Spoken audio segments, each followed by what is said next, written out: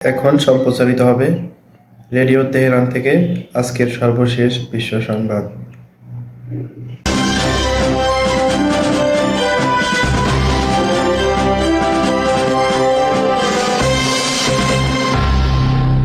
শুরুতেই সংবাদ শিরোনাম।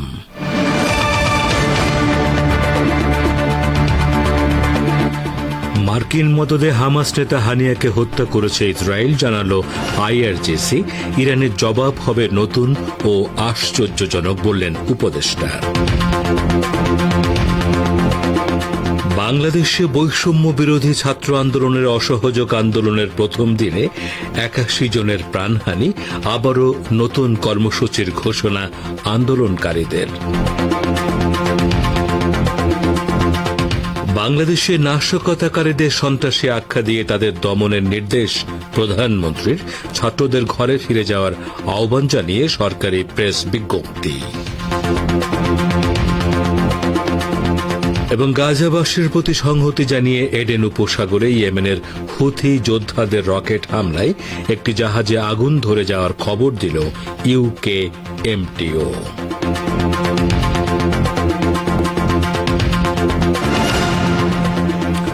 আসসালামু আলাইকুম। এতক্ষণ গুরুত্বপূর্ণ সংবাদ শিরোনাম শুনলেন। এবারে বিস্তারিত বিশ্ব সংবাদে আপনাদের স্বাগত জানাচ্ছি। আমি গাজী আব্দুর রশিদ। ইরানের ইসলামী বিপ্লবী গার্ড বাহিনী বা আইআরজিসি বলেছে, ইহুদিবাদী ইসরায়েলের পরিকল্পনায় এবং মার্কিন প্রশাসনের প্রত্যক্ষ মদদে রাজধানী তেহরানে হামাসের শীর্ষ নেতা ইসমাইল হানিয়াকে হত্যা করা হয়েছে।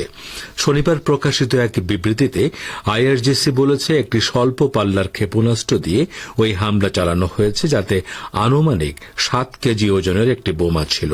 বোমাটি ভয়ঙ্কর শব্দে বিস্ফোরিত হয়। বিবৃতিতে বলা হয়, হামাস নেতা যে বাসভবনে ছিলেন তার বাইরে থেকে ক্ষেপণাস্ত্রটি নিক্ষেপ করা হয়েছিল। আইআরজিসি আরও বলেছে, ইহুদিবাদী সরকারকে কঠোর শাস্তি পেতে হবে, তবে তা হবে উপযুক্ত সময়, স্থান ও পদ্ধতিতে। গত সপ্তাহে ইরানের নতুন প্রেসিডেন্ট মাসুদ পেজেশকিয়ানের শপথ গ্রহণের অনুষ্ঠানে যোগ দিতে তেহরান সফরে এসেছিলেন ইসমাইল হানিয়া।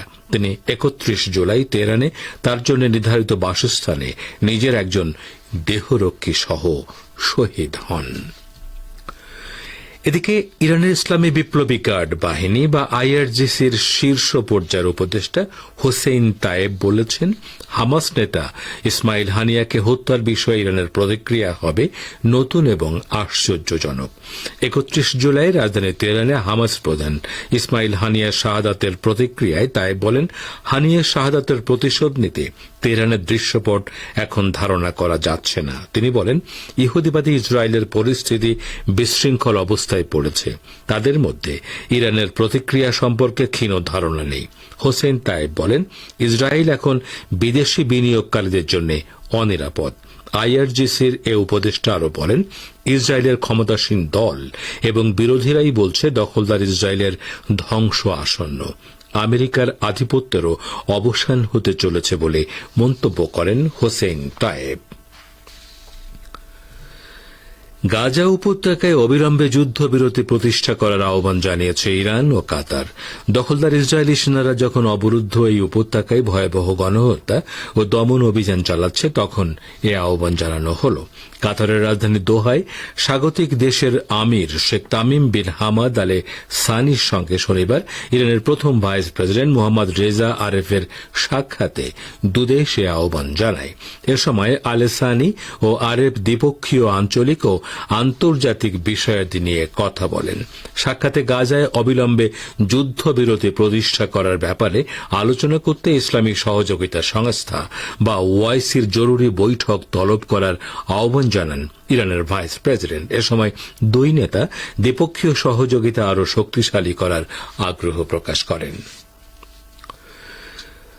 বৈষম্য বিরোধী ছাত্র আন্দোলনের সর্বাত্মক অসহযোগ আন্দোলনের প্রথম দিনে সংঘর্ষ ও গুলিতে গোটা দেশে 81 জন নিহত হয়েছে। এদিকে চলমান অসহযোগ আন্দোলনের মধ্যেই আবারও নতুন কর্মসূচির ঘোষণা দিয়েছেন বাংলাদেশের বৈষম্য বিরোধী ছাত্র আন্দোলনের অন্যতম সমন্বয়ক নাহিদ ইসলাম।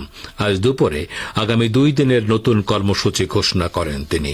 এর মধ্যে আগামীকাল সোমবার নিহতদের স্মরণে দেশের বিভিন্ন স্থানে শহীদ স্মৃতিফলক উন্মোচনের ঘোষণা দিয়েছেন আন্দোলনকারীরা।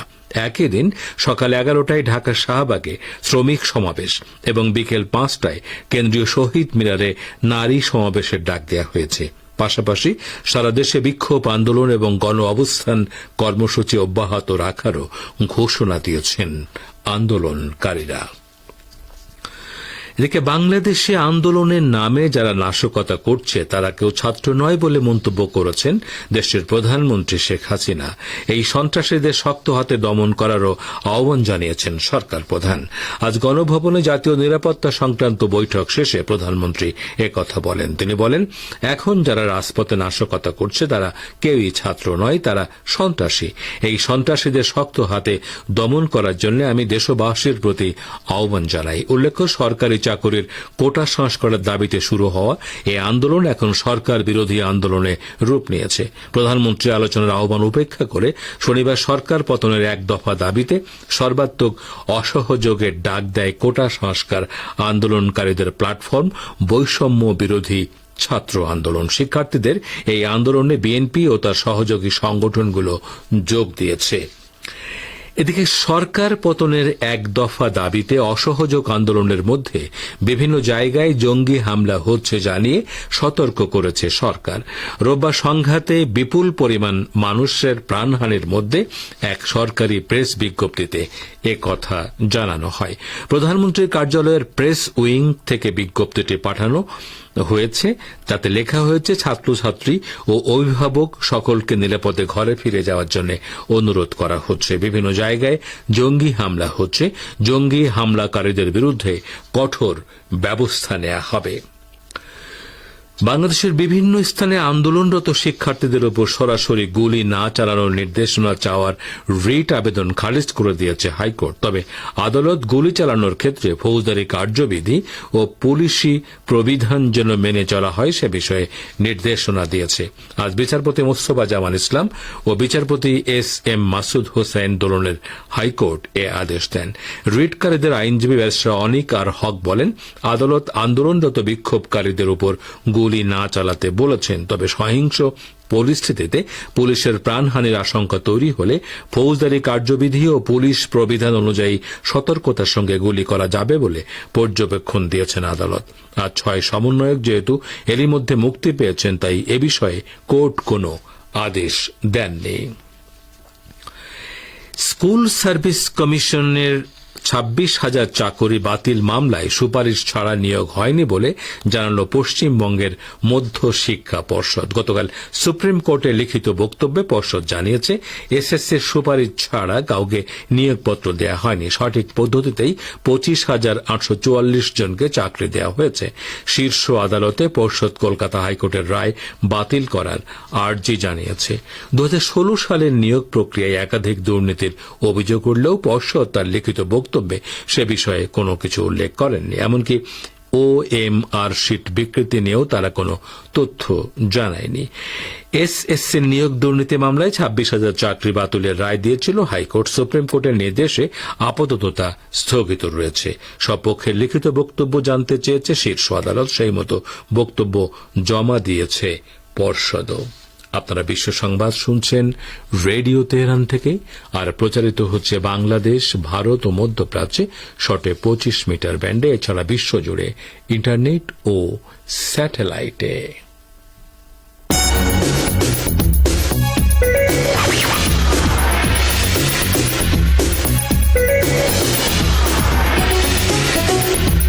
রেডিও তেহরান, খবরের সঙ্গে 24 ঘন্টা। ভিজিট করুন আমাদের ওয়েবসাইট parstoday.ir/dn।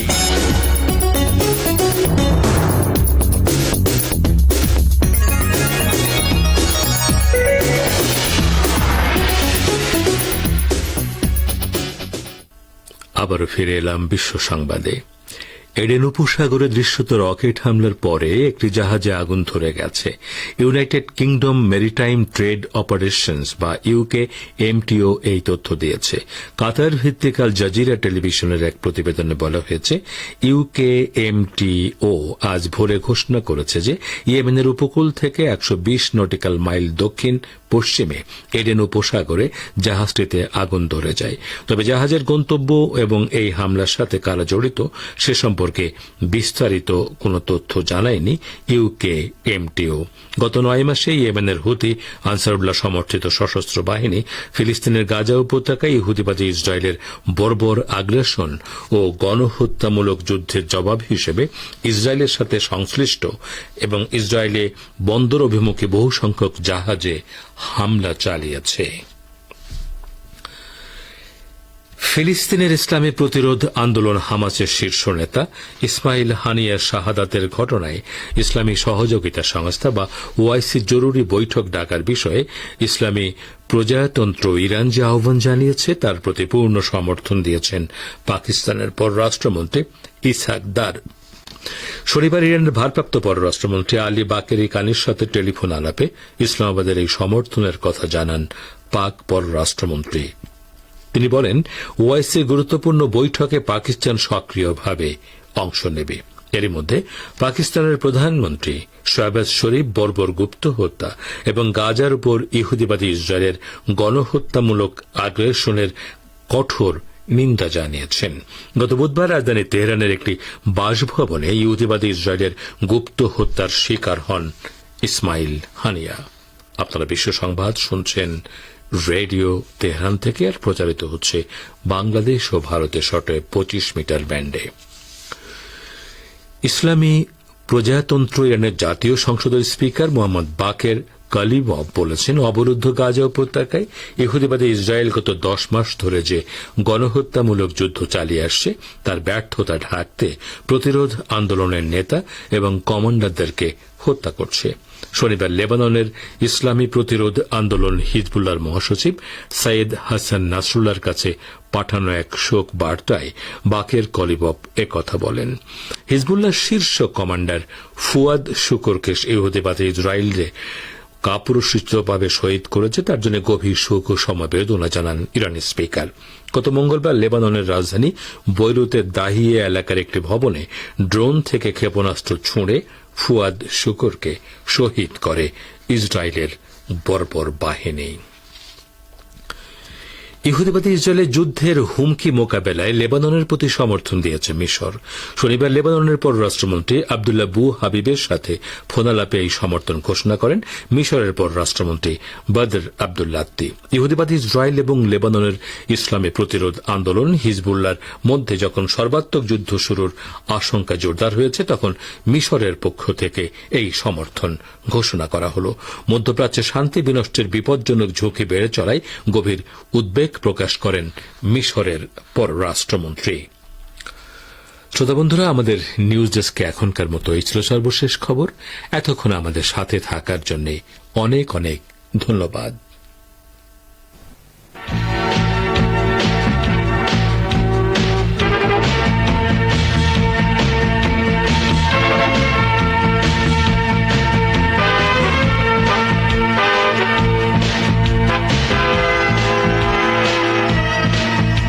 বিশ্ব সংবাদ শুনলেন রেডিও তেহরান থেকে। শ্রোতা বন্ধুরা, এবারে আমন্ত্রণ জানাচ্ছি সংবাদ ভাষের অনুষ্ঠান দৃষ্টিপাতে। ইউরোপীয় ইউনিয়নের কার্যনির্বাহী সংস্থা ইউরোপীয় কমিশন পরিচালিত এক সমীক্ষার ফলাফলে দেখা গেছে বেশিরভাগ ইউরোপীয় নাগরিক ইউরোপীয় ইউনিয়নের ভবিষ্যৎ নিয়ে হতাশ। ইউরোপীয় ইউনিয়নের প্রতি জার্মান নাগরিকদের আস্থা কমে যাওয়ার কারণ হচ্ছে এই ইউনিয়ন এবং এর সদস্য রাষ্ট্রগুলো একটি অভিন্ন ইউরোপীয় অভিবাসন নীতি গ্রহণ করছে না। এ সম্পর্কে আজকের দৃষ্টিপাতে রয়েছে আমাদের ভাষ্যকারের একটি পর্যালোচনা। পড়ে শোনাচ্ছেন সহকর্মী আশরাফুর রহমান। ইউরোপীয় কমিশন দ্বারা পরিচালিত একটি সমীক্ষার ফলাফলে দেখা গেছে বেশিরভাগ ইউরোপীয় নাগরিক ইউরোপীয় ইউনিয়নের ভবিষ্যৎ নিয়ে হতাশ। প্রাপ্ত বিভিন্ন খবর ও মতামতে বলা হচ্ছে বিশ্ব এখন আর ইউরোপীয় ইউনিয়নকে ইতিবাচক দৃষ্টিতে দেখে না। ইউরোপীয় ইউনিয়ন কমিশনের দ্বারা পরিচালিত এই সমীক্ষা অনুসারে মে থেকে নভেম্বরের মধ্যে জার্মানিতে ইউরোপীয় ইউনিয়নের বিশ্বাসযোগ্যতা 11% কমেছে এবং প্রথমবারের মতো জার্মানির 48% নাগরিক ইউরোপীয় ইউনিয়নের ভবিষ্যতের ব্যাপারে হতাশ।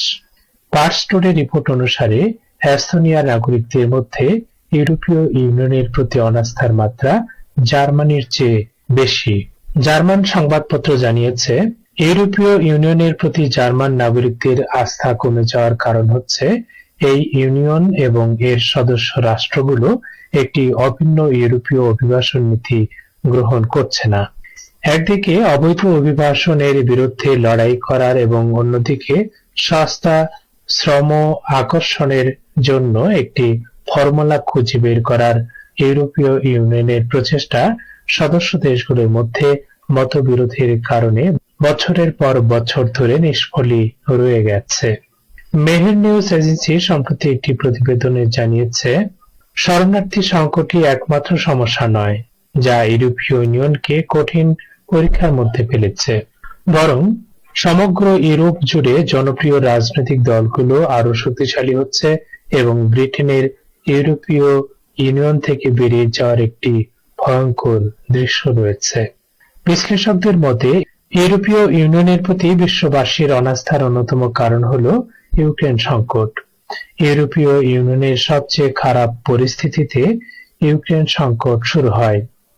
যখন এই ইউনিয়ন ধীরে ধীরে করোনা ভাইরাসের কারণে সৃষ্ট অর্থনৈতিক সংকট থেকে বেরিয়ে আসার চেষ্টা করছিল, ঠিক তখনই রাশিয়া এবং ইউক্রেনের মধ্যে যুদ্ধ ইউরোপকে নতুন করে সংকটে ফেলে দেয়।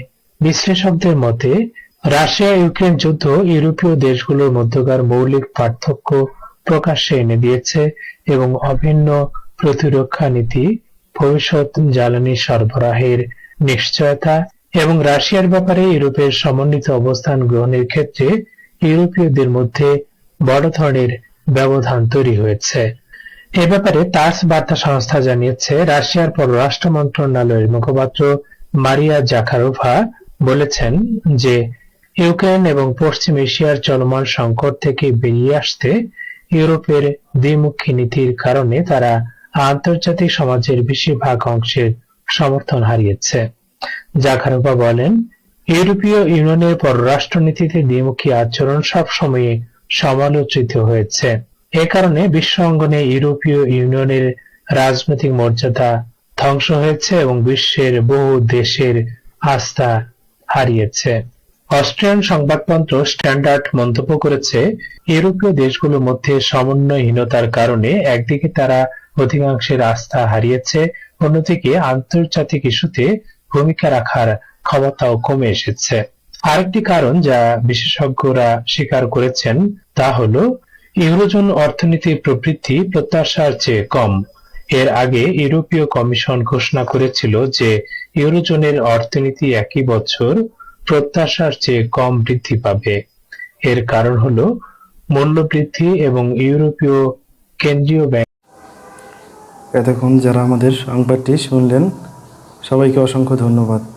আমাদের নিয়মিত ভিউয়ার যারা আছেন তাদের 82% ভিউয়ার্স এখনও আমাদের চ্যানেলটি সাবস্ক্রাইব করেননি। সো যারা আমাদের চ্যানেলটি এখনও সাবস্ক্রাইব করেননি দয়া করে সাবস্ক্রাইব করে দিন এবং নিয়মিত আমাদের পাশে থাকবেন আশা করি। ধন্যবাদ সবাইকে।